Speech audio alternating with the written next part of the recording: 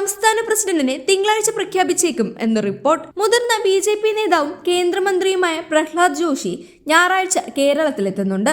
പുതിയ പ്രസിഡന്റിനെ തിരഞ്ഞെടുക്കുന്നതിനുള്ള നടപടിക്രമങ്ങൾക്ക് ജോഷി തുടക്കം കുറിക്കും. നിലവിലെ പ്രസിഡന്റ് K. സുരേന്ദ്രൻ തന്നെ അധ്യക്ഷ സ്ഥാനത്ത് തുടർന്നേക്കുമെന്നാണ് സൂചന.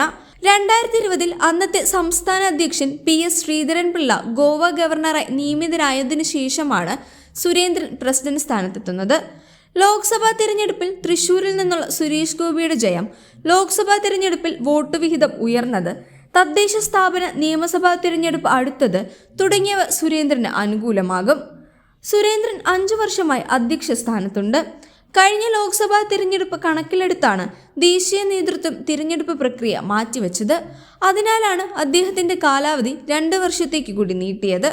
ഒരാൾക്ക് തുടർച്ചയായി 2 തവണ പ്രസിഡന്റ് സ്ഥാനം വഹിക്കാൻ കഴിയുമെന്നതിനാൽ ഒരു കാലാവധി കൂടി സുരേന്ദ്രന് ലഭിച്ചേക്കാം. RSS പിന്തുണയും സുരേന്ദ്രന് ഉണ്ട് എന്നാണ് വിവരം. കേരളത്തിന് പുറമെ 2026 നിയമസഭാ തിരഞ്ഞെടുപ്പ് നടക്കുന്ന തമിഴ്നാട്, പശ്ചിമ ബംഗാൾ എന്നീ സംസ്ഥാനങ്ങളിലും പ്രസിഡന്റ് പദത്തിൽ മാറ്റമുണ്ടായേക്കില്ല എന്നാണ് റിപ്പോർട്ട്. MT രമേശാണ് സാധ്യത കൽപ്പിക്കുന്ന മറ്റൊരു നേതാവ്. RSS നേതൃത്വവുമായി അടുത്ത ബന്ധമുണ്ടെങ്കിലും രമേശിന് സംസ്ഥാന ഘടകത്തിൽ നിന്ന് കാര്യമായ പിന്തുണ ലഭിക്കുന്നില്ല. PK കൃഷ്ണദാസ് പക്ഷം രമേശിനായി രംഗത്തുണ്ടെന്നാണ് വിവരം. നിലവിൽ BJP ജനറൽ സെക്രട്ടറിയാണ് MT രമേശ്. കേന്ദ്ര ആഭ്യന്തരമന്ത്രി അമിത്ഷായുടെ ഗുഡ് ലിസ്റ്റിലുള്ള ശോഭ സുരേന്ദ്രനും അധ്യക്ഷ സ്ഥാനത്തേക്ക് സാധ്യത കൽപ്പിക്കപ്പെടുന്ന നേതാവാണ്. സുരേന്ദ്രനുമായോ അദ്ദേഹത്തിന്റെ ഉപദേഷ്ടാവായ മുൻ കേന്ദ്രമന്ത്രി V. മുരളീധരനുമായോ നല്ല ബന്ധമല്ല ശോഭയ്ക്കുള്ളത്. എങ്കിലും വനിതാ പ്രസിഡന്റ് മതിയെന്ന് കേന്ദ്ര ഘടകം തീരുമാനിച്ചാൽ ഇപ്പോൾ വൈസ് പ്രസിഡന്റായ ശോഭ സുരേന്ദ്രനാണ് സാധ്യത.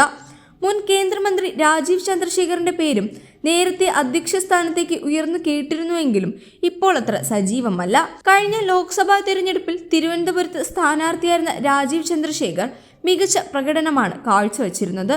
അതേസമയം ഒരു ക്രിസ്ത്യൻ മുഖം BJP അധ്യക്ഷ സ്ഥാനത്തേക്ക് എത്താനുള്ള സാധ്യതയുമുണ്ട്. 2024 ലോക്സഭാ തിരഞ്ഞെടുപ്പിൽ സുരേഷ് ഗോപി തൃശൂരിൽ ജയിച്ചതിന് പിന്നിൽ ക്രിസ്ത്യൻ വോട്ടർമാരുടെ പങ്ക് വലുതായിരുന്നു. അതിനാൽ കേന്ദ്രമന്ത്രി ജോർജ് കുര്യൻ, മുൻ DGP ജേക്കബ് തോമസ് എന്നിവരുടെ പേരും കേന്ദ്രത്തിന്റെ പരിഗണനയിലുണ്ട് എന്നാണ് റിപ്പോർട്ട്. ഞായറാഴ്ച രാവിലെ 11:30 ഉദയ പ്ലസ് കൺവെൻഷൻ സെന്ററിലാണ് കോർ കമ്മിറ്റി യോഗം ചേരുന്നത്. സംസ്ഥാന പ്രസിഡന്റിനെ നിശ്ചയിക്കുന്നത് പൂർണ്ണമായും കേന്ദ്ര ഘടകത്തിന്റെ തീരുമാനമാണ്. കേരളത്തിൽ വെച്ച് തന്നെ പ്രസിഡന്റിനെ പ്രഖ്യാപിക്കും. പ്രസിഡന്റ് സ്ഥാനത്തേക്ക് പരിഗണിക്കുന്ന നേതാവിൽ നിന്ന് ഞായറാഴ്ച പത്രിക സ്വീകരിക്കും. മത്സരം ഒഴിവാക്കിയാൽ ഒരാളിൽ നിന്നേ പത്രിക സ്വീകരിക്കൂ. ജില്ലാ പ്രസിഡന്റുമാർ, സെക്രട്ടറിമാർ, സംസ്ഥാന കൗൺസിൽ, സംസ്ഥാന കമ്മിറ്റി അംഗങ്ങൾ, സംസ്ഥാന ഭാരവാഹികൾ, മണ്ഡലം പ്രസിഡന്റുമാർ എന്നിവരുൾപ്പെടെ 2000ഓളം നേതാക്കളുടെ യോഗത്തിൽ തിങ്കളാഴ്ച പുതിയ അധ്യക്ഷനെ പ്രഖ്യാപിക്കും.